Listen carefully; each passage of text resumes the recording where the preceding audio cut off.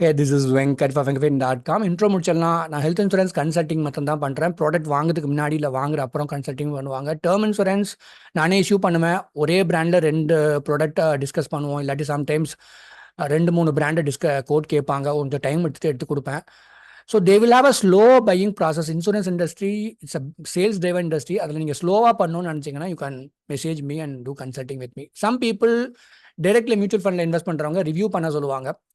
Humble request எவ்வளோ consulting ஃபீன்னு கேட்டுக்கோங்க. ஓகே, ரிட்டையர்மெண்ட் பிளானிங் பண்ணும் போது ஒருவேளை கார்பஸ் கிரியேட் பண்ணிட்டீங்க, அதுக்கப்புறம் இருக்கிறது தான் இந்த வீடியோவில் பார்க்க போகிறோம். Mutual fund investments R subject to market risk. Read all the scheme letter documents carefully. Mutual fund முதலீடுகள் சந்தை அபாயத்துக்கு உட்பட்டவை. மற்ற டிஸ்க்ளைமர்லாம் கிளியராக பார்த்துக்கோங்க. என்னோட வீடியோவால் தயவுசெய்து இன்ஃப்ளூயன்ஸ் ஆகிடுறாருங்க. என்னோட தாட் ஓகே, டேர்ம் இன்சூரன்ஸ் இப்படி தான். நீங்கள் ஒரு மிட்டாய் மாதிரி வாங்கணும்னு நினச்சிங்கன்னா வாங்கிக்கலாம் ஆன்லைனில் போயிட்டு. That many people do that. And ஏதாவது இஷ்யூ வந்தால் கன்சல்ட்டிங் பண்ணுவாங்க. But before that itself ஒரு பிராண்ட் சாய்ஸ்க்கு ப்ராப்பராக பட்ஜெட் டிசைன் பண்ணணும்னா மெசேஜ் பண்ணுங்கள், will do consulting. Okay, basically retirement பிளானிங்கில் ஒரு மியூச்சுவல் ஃபண்டுக்கு ஒரு கார்பஸ் கிரியேட் பண்ணிட்டீங்க. ரொம்ப எல்லாத்தாலையும் 1 கோடி கிரியேட் பண்ண முடியாது. ஒரு சில பேர் okay, there are people I've seen with 5 to 10 crores corpus, but I am speaking about ஒரு 20 lakh 50 lakh 30 lakh இந்த மாதிரி தான் இருக்கும். இதை வச்சு ஏதாவது பண்ண முடியுமான்னு கேட்பாங்க.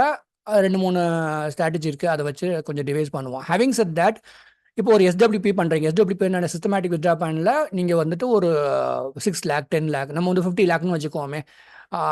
50 lakhலேருந்து அது கேபிட்டல் வந்து இன்வெஸ்ட் ஆகிருக்கும் ஒரு மியூச்சுவல் ஃபண்டில். அதுலேருந்து ஒரு 6% 4% to 6% எவ்ரி இயர் உங்களுக்கு வித்ட்ரா ஆகி வந்துடும் ஆட்டோமேட்டிக்காக. That you can keep for the yearly expenses. நான் இந்த மாதிரி 1 crore போடாததுக்கு காரணம், கன்சல்ட்டிங் பண்ணுறவங்க அத்தனை பேர்ட்டையும் 1 crore இருக்காது. ஒரு என்ஆர்ஏ பார்த்தீங்கன்னா ஒரு 20 to 30 lakh ரேஞ்சில் இப்போதைக்கு ஒரு கார்பஸ் இருக்குதுன்னு சொல்லுவாங்க. ஸோ அதனால தான் எல்லாத்துக்கும் இந்த வீடியோ கொஞ்சம் ரிலேட் ஆகணுக்கா அப்படி போட்டிருக்கேன். இப்போ 10 lakh தான் இருக்குன்னே வச்சுக்கோங்களேன். அதை நீங்கள் வந்து இன்வெஸ்ட் பண்ணுறீங்க. அதை வந்து ஈக்விட்டிலையும் இன்வெஸ்ட் ஆகிருக்கணும், எனக்கு அதில் ரிட்டர்ன்ஸும் கிடைக்கணும். ஆனால் அதுலேருந்து எனக்கு மாத செலவுக்கும் எனக்கு தேவைப்படுது. அப்படிங்கும்போது என்னென்னா, ஈக்விட்டியில் இன்வெஸ்ட் ஆகிருக்கும், சப்ஜெக்ட் டு மார்க்கெட் ரிஸ்க் இருக்குது அதில். ஹேவிங் செட் தட், ஒரு வேளை luckily everything goes well 12% CAGRல நெக்ஸ்ட் இயர் வந்துட்டு அந்த 10 lakh would have become 11 lakh 11,20,000 ஆயிருக்கும் அது. ஸோ இதில் அந்த 1.5 லட்ச ரூபா அப்ரிசியேஷன் உங்களுக்கு ப்ராஃபிட்டாக இருக்குது இல்லையா? இதை அத்தனையுமே நம்ம எடுத்து செலவு பண்ணிட்டா, நீங்கள் வந்துட்டு போக போக இருக்கிற வருஷத்தில் வந்துட்டு இன்ஃப்ளேஷன்னால நிறைய எக்ஸ்பென்சஸ் ஆகும். ஸோ அதுக்கேற்ற மாதிரி உங்களுடைய கேபிட்டல் அப்ரிஷியேட் ஆகாது. அதனால வர லாபத்தில், அதாவது 10 லட்சம் இன்வெஸ்ட் பண்ணுறீங்க, அது வந்து 11,20,000 ஆகுது. வருஷத்துக்கு 60,000 மாத்திரம் தான் நீங்கள் அதில் வித்ட்ரா பண்ணிக்கணும். மிச்சத்தை அப்படியே குரோ பண்ண வைக்கணும். அப்போ என்ன ஆகுதுன்னா, கேபிட்டல் 10 லட்சத்துக்கு பதில் இப்போ 10,60,000 இருக்குது. ஸோ கேபிட்டலும் கொஞ்சம் கொஞ்சம் நீங்கள் அதிலேயே வச்சுக்கணும். So that is the point I'm coming to make. இது பிகர் ஸ்கேலில் பார்க்க போனோம்னா, ஒரு 30 lakh இன்வெஸ்ட் பண்ணிருக்கீங்க. ஒரே மியூச்சுவல் ஃபண்டில் பண்ணக்கூடாது. அது கொஞ்சம் அசெட் அலோகேஷன் பார்த்து பண்ணணும். அவங்க ரிஸ்க் அப்பிடேட்டுக்கு ஏற்ற மாதிரி பண்ணணும். அதனால தான் வீடியோ பார்த்துட்டு எதுவும் பண்ணாதீங்கன்னு நான் சொல்கிறேன். It's a very very humble request. ஒரு 30 lakh இன்வெஸ்ட் பண்ணிட்டோம். லக்கீலி நான் 12% CAGR லக்கீலின்னு நான் சொல்லுவேன். நான் மியூச்சுவல் ஃபண்ட்ஸில் வந்துட்டு நீங்கள் sometimes it will go in நெகட்டிவ்ங்கிறத பற்றி யாருமே பேசுறது இல்லை. I don't know why. ஆனால் 12% வந்து I will say that it is good number. ஓகேவா? ஸோ அதில் வந்துட்டு ஒரு 30 lakh நெக்ஸ்ட் இயர்ல இட் ஹஸ் பிகம் 33,60,000. ஒரு 3,60,000 நமக்கு ப்ராஃபிட்டாக வந்திருக்கு, கேபிட்டல் அப்ரிசியேட் ஆயிருக்கு. ஸோ இதில் அந்த 3,60,000 எனக்கு வந்து ப்ராஃபிட். அதை வந்து நான் இந்த வருஷம் இயர்லி செலவுக்கு எடுத்துக்கலாமான்னு கேட்டால் கிடையாது. யூ ஹவ் டு, நீங்கள் லாங் டேர்முக்கு நீங்கள் பிளான் பண்ணீங்கன்னா அதில் வந்துட்டு ஒரு 1,50,000 இல்லை 1,60,000 தான் எடுத்துக்கணும். ஸோ சம்மரி இதுதான். 1 கோடி ரூபாய் நீங்கள் SWP இன்வெஸ்ட் பண்ணுறீங்க. அதில் 6% வந்துட்டு ஃபார் எக்ஸாம்பிள் அதில் CAGR 12% கூட வருதுன்னா இப்போ 1 கோடியே 12 லட்சம் இருக்கும். அப்போ நீங்கள் வருஷத்துக்கு 6 லட்ச ரூபா மாத்திரம்தான் அதுலேருந்து எடுத்துக்கணும். மாதம் 50,000 கணக்குக்கு வரும். இந்த CAGR 20ல் போகலாம், 30ல் போகலாம், அதை பற்றி நம்ம பேச வேண்டாம். நம்ம ஒரு ஸ்டாண்டர்டாக ஒரு நம்பர் போட்டிருக்கோம். இந்த நம்பர் வந்தாலே ஐ வில் பி ஹாப்பின்னு சொல்கிறேன். நான் நாடோட எக்கானமி நல்லா இருந்தால் இந்த நம்பர் வரும், அவ்வளோதான். ஓகேவா? எகெயின் இதில் என்ன நடக்குது அப்படின்னாக்கா, நம்ம கேபிட்டல் செக்யூர் ஆயிடுது ஆப்வியஸ்லி. சரியா? ரெண்டாவது, ஒரு 1 crore இன்வெஸ்ட் பண்ணி 12 லட்சம் நமக்கு ரிட்டர்ன் கிடைக்குது. அதில் மறுபடியும் 6 லட்சத்தை அதிலே வச்சுருக்கோம். அப்போ 1 கோடியே 6 லட்சமாக இருக்குது இப்போ கேபிட்டல் நமக்கு. ஸோ 50% ப்ராஃபிட் வந்து இட் இஸ் ரீஇன்வெஸ்டட்னு சொல்லக்கூடாது, it is remaining there to grow.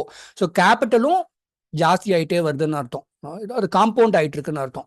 So ஒரு 10 இயர்ஸ் 20 இயர்ஸ்க்கு நீங்கள் வந்துட்டு எஸ்டபிள்யூபி பண்ணும்போது இன்னைக்கு மாத செலவு எனக்கு 50,000 ரூபா போதும், மாத செலவுக்கு 1,00,000 ரூபா போதுங்கும் போது இன்ஃப்ளேஷன்னாலே நாளைக்கு 10 வருஷம் 20 வருஷம் கழிச்சிட்டு இன்னைக்கு 1,00,000 தேவையாக இருக்கலாம், நாளைக்கு 1,50,000 மாதத்துக்கு தேவையாக இருக்கலாம், இன்னைக்கு 50,000 தேவையாக இருக்கலாம், நாளைக்கு 60,000 ரூபா தேவையாக இருக்கலாம்.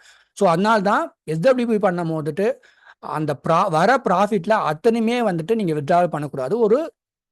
உங்களுக்கு அது இப்படி தான் பண்ணணும்னா பண்ணி தான் ஆகணும். பட் ஒரு ஸ்ட்ராட்டஜி ஒரு 50% மறுபடியும் ரீஇன்வெஸ்ட் பண்ணுற காம்பவுண்ட் ஆகிறதுக்கு விட்டுட்டேன்னா உங்களுடைய கேபிட்டலும் பெருசாகிட்டே இருக்கும். So that way long term எக்ஸ்பென்சஸை நீங்கள் மேனேஜ் பண்ணலாம், இன்ஃப்ளேஷனால் வர லாங் டேர்ம் எக்ஸ்பென்சஸை. So that is what it is. People how they do consulting with me, health insurance, term insurance already investment பண்ணுறாங்க. முன்னாடியே பண்ண பெட்டராக இருக்கும். Some people choose me for early return plan. அதை நான் ரொம்ப ரொம்ப கேர்ஃபுல்லாக பண்ணுவேன். ஏன்னா ஸ்பெசிஃபிக்காக ஏர்லி ரிட்டர்ன் பிளான் பண்ணுறதுக்கு 40s ஆரம்பிச்சிடணும். அதுக்கு நான் மிக்ஸ் பண்ணுவேன், லைஃப் இன்சூரன்ஸ் கம்பெனியில் இருக்கிற ப்ராடக்ட்ஸையும் மியூச்சுவல் ஃபண்டையும் மிக்ஸ் பண்ணுவேன். பிடிச்சிருந்தா தான் தென் ஐ வில் ப்ரொசீட். ஒரு 30 lakh இருக்குது, 1 crore இருக்குன்னே சொல்கிறாங்க. பட் இருந்தாலும் நான் என்ன பண்ணுவேன்னா அதை ரொம்ப சின்ன எனக்கும் அவங்களுக்கும் ஒரு ரேப்போ இருக்கணும்.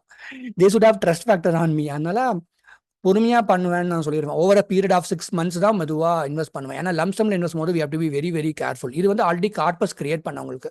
நீங்கள் மியூச்சுவல் ஃபண்டில் ஸ்டார்ட் பண்ணணும், இல்லை ஆல்ரெடி பண்ணிட்டு இருக்கீங்க, அதை ரிவ்யூ பண்ணணும்னா மெசேஜ் பண்ணுங்க, எவ்வளோ கன்சல்டிங் ஃபீன்னு கேட்டுக்கோங்க. Thank you so much. நல்லா இருங்க. Good luck to you. Video பார்த்து இந்த டெசிஷன் எடுக்காதீங்க. எனக்கு வந்து பயமாக இருக்கும். ஏன்னா இட்ஸ் ஆல் நம்ம என்ன பேசுகிறோம், நம்மளோட நாலேஜை ஷேர் பண்ணுறோம், இது எல்லாத்துக்கும் கரெக்டாக நம்ம பேசுகிறோமா எனக்கு தெரியல. Maybe it may not suit you. So you are better than me, யாருக்கு தெரியும். ஸோ அதனால கேர்ஃபுல்லாக இருந்துக்கோங்க. Thank you so much. நல்லா இருங்க. Good luck to you.